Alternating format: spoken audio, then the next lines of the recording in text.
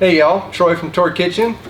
Just doing a quick informational video to show you how to put together the lids with the hardware that will be coming in one of these handy dandy boxes to your place very soon. I appreciate your support and thank you very much for being here and checking out the video. So let's start with the lids. You're going to get two identical lids. Because both pots are the same diameter, so they can work interchangeably, so you don't have to worry about that. The seals have a top which has the thinner lip and a bottom that has the thicker lip.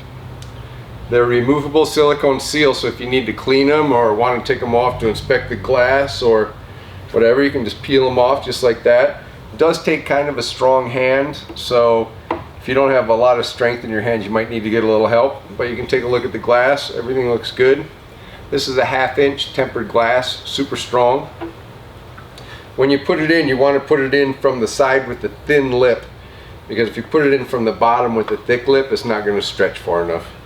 So you just put it on, stretch it around.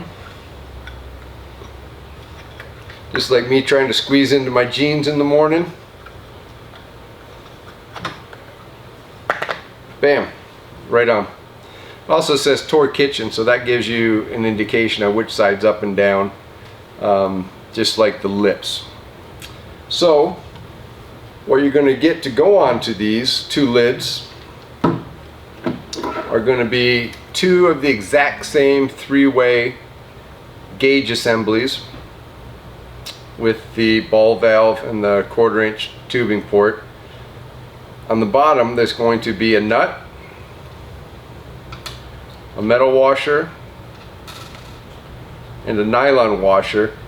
These three things go on the underside of the lid, and on the top you can see there's a thick rubber grommet that's on there. That stays on, and that's going to go on from the top. So when you put these in, you got to be careful because there's threads and this is glass. So you don't have to be crazy obsessed with being super careful, but be careful. Just put it in straight down. Actually, I should go back to mention this. When you inspect your glass, you might notice some small chipping around the holes, especially the smaller holes. That just happens when they drilled the glass, so that little bit of damage is okay, so don't worry about that. Just try not to cause any more. So just hold it, set it straight down. Put it in the direction that you want it to go. You're going to hold it there with your hands and flip it over. Put on the nylon washer, the metal washer, and the nut.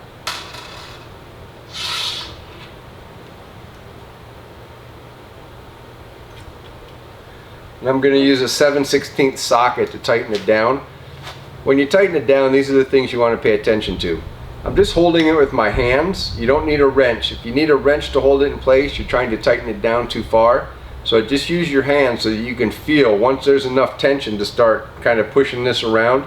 It's probably about the point you want to stop. All you want to do is seat this top bit onto that rubber grommet that's right between the glass and the metal.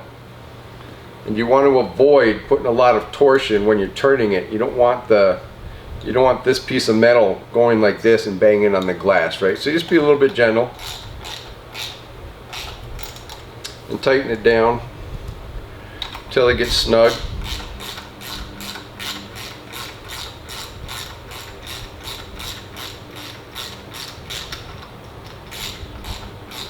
I can feel it starting to get snug and it's pushing on my finger there.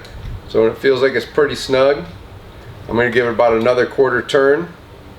Maybe a little less than a 1/4 turn, and that's going to seat this seal on top, and you can see it's going to be pretty smished. And this is nice and seated. You're going to be able to move this a little bit. That's okay. Just don't torque it around, because then you'll unseat the fitting. I shouldn't say the fitting, I should say the seal. So that's fine. And remember, if you ever have tubing on here that's real stubborn getting off, you want to hold the hardware when you're trying to kind of get it off. But if you've got to pull excessively or even a little bit aggressively, it's better to cut it off and save the damage from here. Cutting off a little bit of tubing, way better than breaking the glass. So we've got that, and again, I think I mentioned the gauge assembly that's going to go on both lids is exactly the same, so you don't have to worry about that.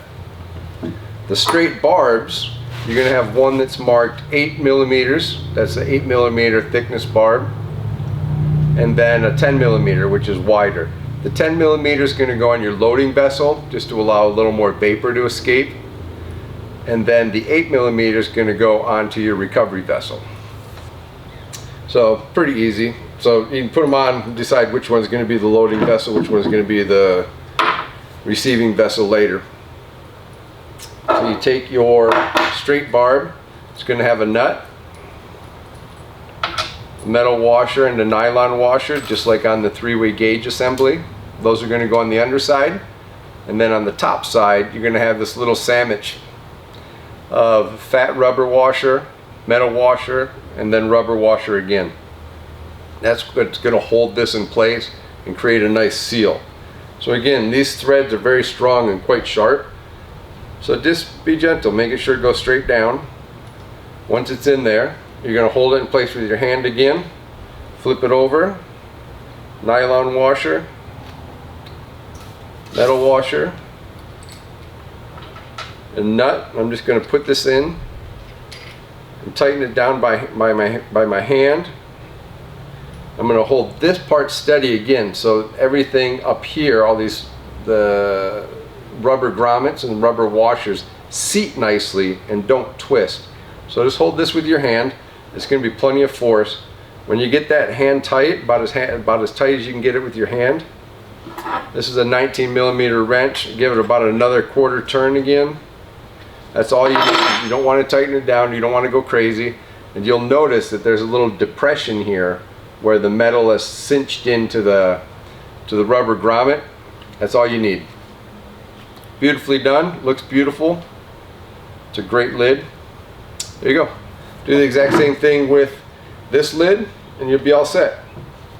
One thing to mention also, once you get these, depending on which elevation you live at, you're going to need to climatize the gauge. So there's a little black seal on the top. You just take this off and burp it. Don't tilt it or do it upside down because the glycerin from inside will run out. And just put it back on. That's all you need to do, just to equalize and acclimatize the gauge. If you're not familiar with how to read this and how it works, check out the video, the blog in the blog section on torrkitchen.com. There's a how-to blog section, and in that there's a really good article on how to understand what the gauge is trying to say and what it's trying to tell you. If you got any questions, have any problems, you know where to find me. Support at torrkitchen.com. Also, the contact information's on the website, torrkitchen.com, and I'm always available to help. Obviously, I'm always in the group on Facebook, and if you need guidance once you get your unit, we've got this quick start guide that's in each box, and on it in the front there's a section with the hardware and how to assemble and put everything together. It's all here. Contact information again is on the bottom, so everything you need is on here. If you have any questions, hit me up. Thank you very much for your support. Thank you for all the orders. I very much appreciate it, and I hope you enjoy your new equipment. Give me a call, give me an email, give me a shout out, whatever you need, I'm here. Thanks guys, have a good day.